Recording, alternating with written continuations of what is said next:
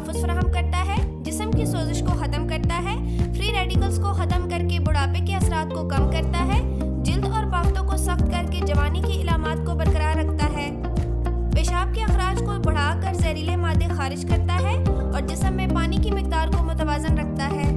اسے بالوں کی نشو و نما اور سر کی خشکی ختم کرنے کے لیے بالوں پر بھی لگایا جا سکتا ہے۔ اس کے استعمال کے طریقے آسان ہیں، جیسے کہ 2 چمچے ارک کو 1 گلاس پانی، قہوہ یا کسی بھی دوسرے مشروب میں شامل کریں اور پی لیں۔ بیرونی استعمال کے لیے روئی کے ذریعے جلد پر لگائیں یا سر پر مالش کریں۔ اروما تھراپی کے لیے ہیومیڈیفائر کے پانی میں مکس کر کے کمرے کو خوشبودار اور پرسکون بنائیں۔ اسے ایئر فریشنر کے طور پر بھی استعمال کیا جا سکتا ہے۔ ابھی آرڈر کیجئے اور صرف 3 دن میں اپنے گھر کی دہلیز پر وصول